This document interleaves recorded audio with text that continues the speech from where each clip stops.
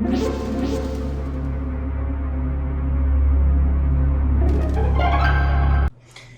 guys, alright, I'm going to go over some information that I've kind of put together so that this case can start to make some kind of sense, because it seems that law enforcement is kind of not really moving fast enough for us, right? I mean, at least I have felt like that. So, the law enforcement, I think, truthfully, is doing exactly what they need to do. If they were to go and arrest Lori on neglect or obstruction of justice, that won't hold in court. And so she would bond out, or she would spend her 20 days in jail, and then she's free to go. So what they're doing is exactly what they need to be doing. Okay, the way that I see the case isn't necessarily all facts, but it does make complete sense and helps to rationalize this soap opera. So we're just going to start with Chad. I'm going to go ahead and say that it's safe for us all to assume Chad and Lori were having an affair. Chad did take out a life insurance policy, or raise the policy, on Tammy Daybell 9 months before she died. Lori got $75,000 on an insurance policy on Tylee's dad, Joseph Ryan. Okay, Lori was a hairdresser, and this is how she met Joseph Ryan, and this is also how she met Charles. After meeting Joe Ryan in her salon, they got married pretty quick, and then Lori wanted a divorce 3 years later. And I bet you can't guess why she wanted a divorce, because he didn't make enough money for her. And I guess allegedly, Lori, whenever they were going through the divorce, Lori made up some horrible allegations about Joe Ryan molesting her son. It takes a sick person to do that, in my opinion. Lori was Charles' hairdresser, and by conversation and interacting, she figured out, well, this guy's got a lot of money. And so they got married. So Lori moved from Idaho to Arizona to be with Charles, but once they were there in Arizona, Tylee ended up finding out that her dad wasn't oh so bad as her mom had claimed. Tylee ended up finding out that her mom lied about everything. And that's when they decided to move to Hawaii. Hawaii got too expensive, so they ended up in 2016 moving back to Arizona. And this is when Lori decided to, I guess, fall under the spell and the following of Chad Daybell. Since I mentioned the insurance policy on Tammy Daybell, and I mentioned the insurance policy on Joseph Ryan, I'm sure you're wondering, did Lori get an insurance policy on Charles? Joke's on her. Ha ha ha. No. Charles made sure to see to it that Lori got nothing. She thought she was going to get $2 million when he died. But no. Charles made sure that wasn't going to happen. This is something else that also just verifies to me that Lori and Chad were having an affair. Lori was looking up wedding dresses and places to get married before Tammy died. Charles caught her sending messages with this in it. So Charles went ahead and texted the commenter that she was having a marital affair. And 2 weeks later, Charles was dead. Okay, this is allegedly, but it's pretty dark and sick. The last few months before Charles was murdered, Lori would say Tylee was a dark level 3 spirit and would be better off in the next life. I'll repeat, better off in the next life. Dark level 3 spirit, better off in the next life. What? She also said the same about JJ, because he had a lot of problems being born drug addicted or addicted to drugs.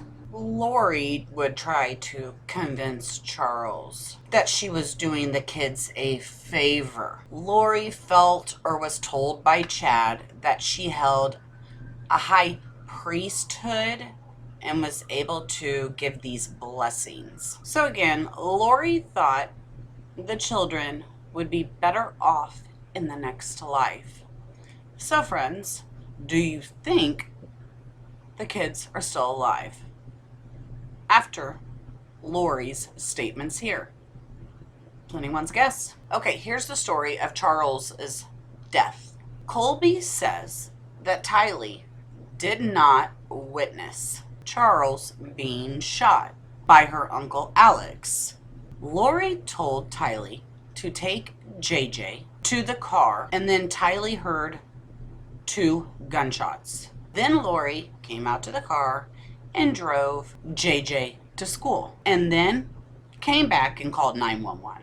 Okay, let's discuss Alex. So Alex went to jail for 18 months for attacking Joseph Ryan at the courthouse when Lori was going to court to get custody of Tylee. Lori allegedly paid Alex to do this. Alex stun-gunned Joseph and broke his ribs. There's more disturbing stuff about Alex. Alex was at one time a massage therapist until a lady claimed that Alex touched her inappropriately. He then lost his license.